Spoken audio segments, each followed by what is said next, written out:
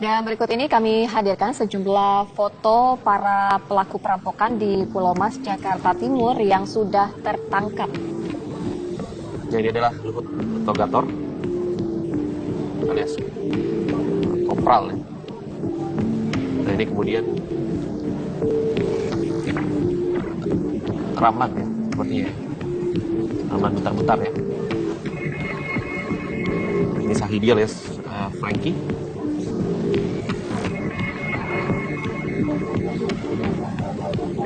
Pelaku-pelaku ini ternyata sudah melakukan perampokan ya. Rekam jejak mereka dari tahun 2014 ya.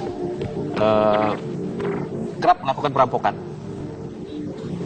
Jumlahnya pun sangat besar. Besar ya. Dibanding dengan perampokan yang terakhir ya yang mereka lakukan ya. Iya.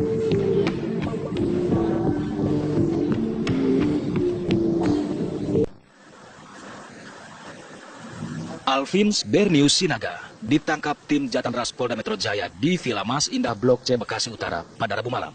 Saat ditangkap, Alvins ditembak di bagian kaki karena berusaha melarikan diri dan melakukan perlawanan. Pemeriksaan sementara saat aksi perampokan dan pembunuhan sadis, Alvins berperan sebagai sopir yang membawa Ramlan Butar-Butar, Erwin Situmorang, dan Yus Pane ke lokasi perampokan di Jalan Pulau Mas Utara nomor 7A, Kayu Putih, Pulau Gadung, Jakarta Timur. Penangkapan Alvins merupakan hasil pengembangan dari keterangan tersangka lainnya yang masih hidup. Hingga kini polisi masih mencari satu pelaku lainnya yang identitasnya sudah diketahui, yaitu Yus Pane.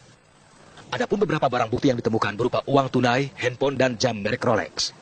Tadi malam yang kita menangkap satu lagi. Jadi kita sudah menangkap 3 ya, dari 4 sasaran yang akan kita tangkap dari pelaku yang ada di Pulau Mas tersebut. Mas nama siapa dan apa sih sebetulnya peran dari tersangka yang baru ditangkap ini dan bagaimana proses penangkapannya? Ya ini pelaku yang ketiga kita tangkap ini berinisial S ya. Itu. Jadi sesuai dengan interpretasi dari tersangka yang masih hidup ya, bahwa tersangka S ini adalah sebagai pengemudi ya, sebagai driver. Jadi membantu di dalam pelaksanaan kegiatan perampokan tersebut. Dan dia yang berada di dalam mobil, jadi sehingga nanti kalau misalnya mendapatkan barang yang dia cari, baru dia langsung pergi dengan segera itu. Selain itu, pihak kepolisian juga menangkap adik Ramlan Butar-Butar, yaitu Ucok. Hingga saat ini status Ucok masih sebagai saksi. Polisi masih mendalami sejauh mana keterlibatan Ucok dalam peristiwa perampokan dan pembunuhan sadis. Ucok juga merupakan buronan kasus pencurian dengan kekerasan perampokan di wilayah Jakarta beberapa tahun lalu. Dari Bekasi, Jawa Barat, Fadis Abi, Dedek Mamiyati, TV One mengabarkan. Pembunuhan terhadap Dodi Triyono dan kelima orang lainnya di Pulau Mas Utara, Pulau Gadung, Jakarta Timur, Selasa kemarin, mengagetkan publik. Polisi masih mencari hubungan kasus perampokan dan pembunuhan dengan latar belakang Dodi selaku korban dan pemilik rumah. Dodi Triyono sendiri dikenal sebagai pengusaha sukses di bidang properti. Sebelum meninggal dunia, ia sibuk mengelola perusahaan miliknya, PT DA Internasional, dan bergerak di bidang arsitektur. Di mata rekan-rekannya, Dodi dikenal sebagai sosok yang senang meluangkan waktu bersama rekan di luar waktu kerja. Ya kita ketemu, kita berkumpul tiap hari Sabtu, habis bulu tangkis, biasalah kita makan-makan, itulah kebaikan-kebaikan yang kita dapatkan dari Pak Dodi. Korban Pak Dodi Triyono ini profesinya itu apa sih Pak? Konsultan arsitek, tapi kita lebih mengutamakan ya kalau dengan saya itu bulu tangkis gitu, kita grup bulu tangkis sudah lama sekali itu. Pria berusia 59 tahun ini juga dikenal cukup aktif di media sosial. Dari penelusuran di internet, setidaknya ada 3 akun Instagram yang mengatasnamakan Dodi Triyono. Di antaranya adalah akun @dodi_3 dan @dtr175. Dodi tak segan menunjukkan kesuksesannya sebagai seorang arsitek dan pengusaha properti. Kemesraannya bersama anak-anak dari 2 mantan istrinya pun kerap ia tunjukkan di media sosial. Sebagai pengusaha sukses, ia juga mengoleksi mobil-mobil mewah seperti Lamborghini, Ferrari, dan Hammer. Dengan kesuksesannya ini muncul dugaan motif persaingan bisnis atau dendam. Namun mantan istri pertama Dodi membantah jika Dodi memiliki musuh yang bisa membahayakan nyawa mantan suaminya itu. Enggak ada apa-apa, baik ngomongin pekerjaan siapa, enggak ada musuh, enggak ada apa-apa. Enggak ada musuh. Sehingga dia baik sekali. Baik sekali, keluarga baik. Enggak ada musuh, enggak ada apa.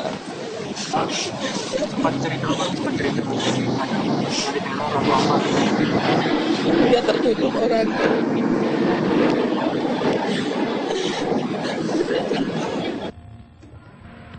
Kini polisi telah menangkap 3 orang pelaku perampokan sadis itu. Polisi masih mendalami motif para pelaku yang mengincar Dodi dan keluarganya. Tim TV One mengabarkan. PT DA Internasional yang terletak di kawasan Senayan ini merupakan perusahaan jasa konsultan serta properti milik pengusaha sukses Dodi Triyono. Menurut pihak keamanan, Dodi sehari-hari dikenal sebagai pucuk pimpinan yang ramah dan santun. Hingga saat ini, kantor DA Internasional tertutup untuk umum. Selain memasuki masa libur akhir tahun, pihak kepolisian juga mengimbau agar siapapun yang tidak berkepentingan dilarang memasuki kantor tersebut di lantai 12.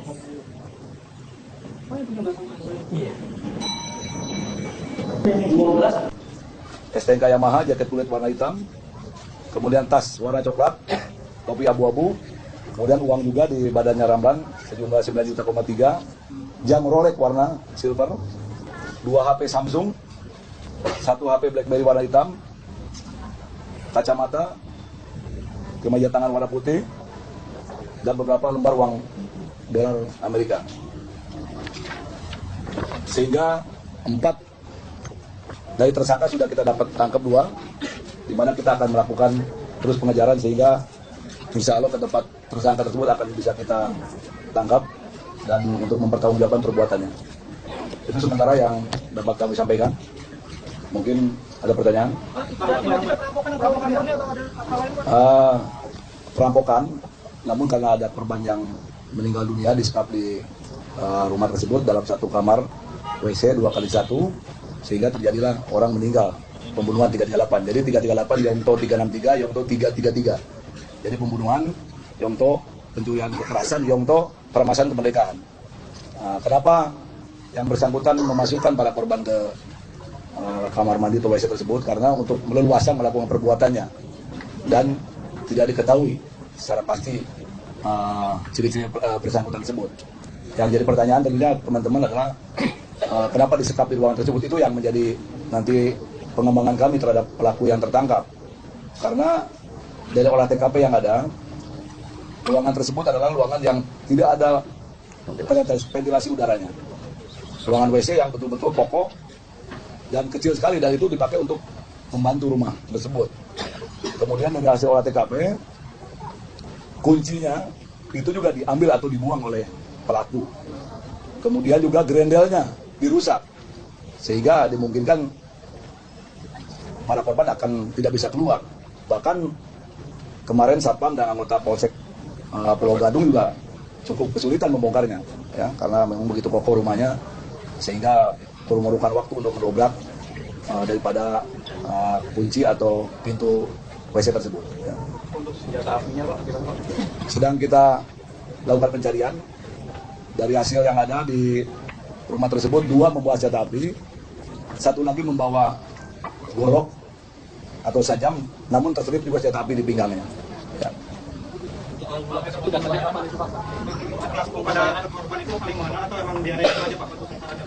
Ini bukan pembunuh bayaran, ini perampokan, tapi disertai dengan pembunuhan. Ya.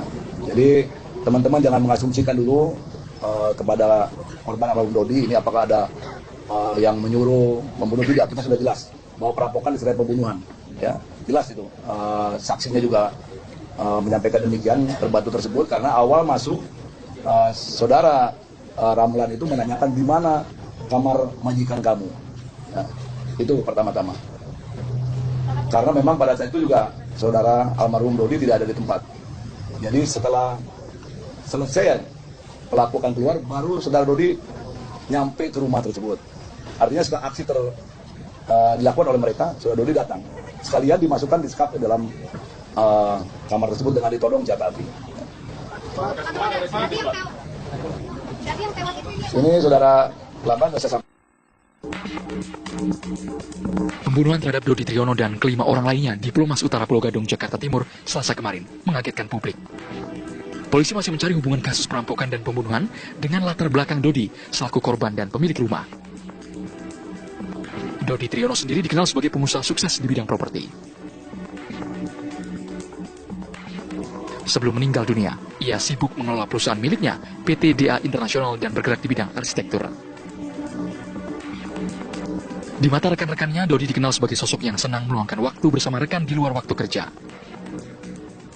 Ya kita ketemu, kita berkumpul tiap hari Sabtu, habis bulu tangkis, biasalah kita makan-makan, itulah kebaikan-kebaikan yang kita dapatkan dari Pak Dodi.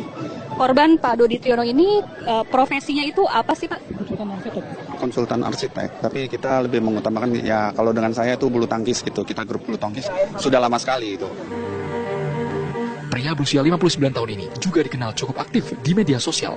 Dari penelusuran di internet, setidaknya ada 3 akun Instagram yang mengatasnamakan Dodi Triyono. Di antaranya adalah akun @dodi_3 dan @dtr175. Dodi tak segan menunjukkan kesuksesannya sebagai seorang arsitek dan pengusaha properti. Kemesraannya bersama anak-anak dari 2 mantan istrinya pun kerap ia tunjukkan di media sosial. Sebagai pengusaha sukses, ia juga mengoleksi mobil-mobil mewah seperti Lamborghini, Ferrari, dan Hammer. Dengan kesuksesannya ini muncul dugaan motif persaingan bisnis atau dendam. Namun mantan istri pertama Dodi membantah jika Dodi memiliki musuh yang bisa membahayakan nyawa mantan suaminya itu. Enggak ada apa, baik ngomongin pekerjaan siapa, nggak ada musuh, nggak ada apa. Jadi menyangkakan seperti ini. Nggak ada musuh. Sehingga dia baik sekali. Baik sekali, keluarga baik. Nggak ada musuh, nggak ada apa. Sempat cerita ada dari teror atau apa? Dia tertutup orangnya.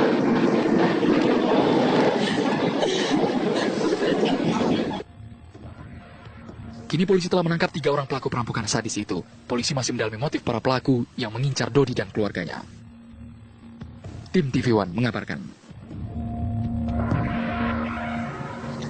Pasca meninggalnya pengusaha Dodi Triyono, kantor miliknya dalam kondisi kosong tanpa adanya aktivitas. PT DA Internasional yang terletak di kawasan Senayan ini merupakan perusahaan jasa konsultan serta properti milik pengusaha sukses Dodi Triyono. Menurut pihak keamanan, Dodi sehari-hari dikenal sebagai pucuk pimpinan yang ramah dan santun. Hingga saat ini, kantor DA Internasional tertutup untuk umum. Selain memasuki masa libur akhir tahun, pihak kepolisian juga mengimbau agar siapapun yang tidak berkepentingan dilarang memasuki kantor tersebut di lantai 12.